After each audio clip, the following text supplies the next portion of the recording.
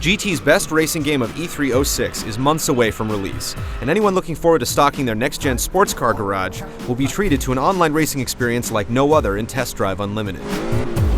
Test Drive on 360 takes the multiplayer features of an MMO and combines them with the open road. In other words, most of the people driving around with you will be real humans. All the action takes place on 1,000 miles of Hawaiian roads across the entire map of Oahu. According to developers, it's accurate down to the block. You begin the game by choosing from 8 different characters, all waiting in line at the gate to catch a flight to Hawaii.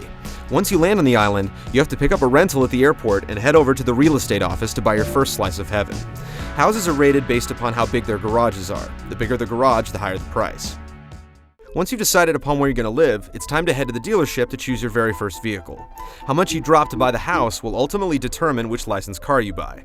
If you went cheap on the abode, then stop at the Audi dealer for some nice wheels. If you wanted that 6-car garage, you're going to have to start by filling it with Chevrolets. From here, you're thrust into your very first event, a simple checkpoint race across a few miles of terrain. Win the race, and you'll start recouping the life savings you spent on the house and car.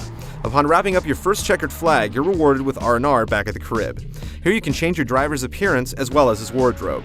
You can also check the latest news, find your ranking, or check your photo album, and otherwise reset from a long day on the road. But you can't stay at home for long. Eventually you're going to return to the streets for some more action, and on the island, there's plenty. Your trusty GPS system will lead you to important locations. At the next intersection, turn right. And an island-wide map clues you into where the action is taking place. To enter, you simply drive up to the spot on the map and press the A button.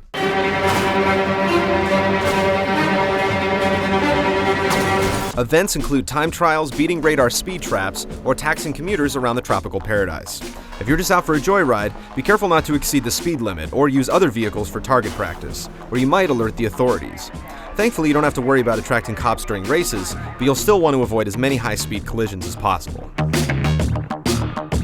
Transport missions are the easiest way to make money in a hurry. You play the role of good citizen and cheerfully help random billionaires courier their super luxury sports cars from one part of the island to another.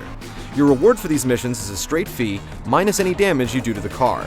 The challenge is to resist the temptation to gun these supercars up to 200 miles an hour and ram them into slow-moving vehicles. It sounds easy, but it's hard to exercise patience in a car that can go from 0 to 100 in a few seconds. Once you start earning some cash, you can use it to buy new sets of wheels, less accessories, clothes, and additional real estate for storing your rapidly expanding collection. Even if you wrap your beauties around a tree, they never take damage.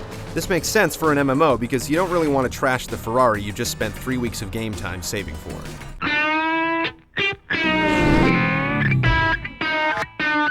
Once Test Drive Unlimited gains an online following, the real competition will begin. Anyone can set up a race or issue challenges by pulling up next to another player, rolling down the window, and asking them if they want to go.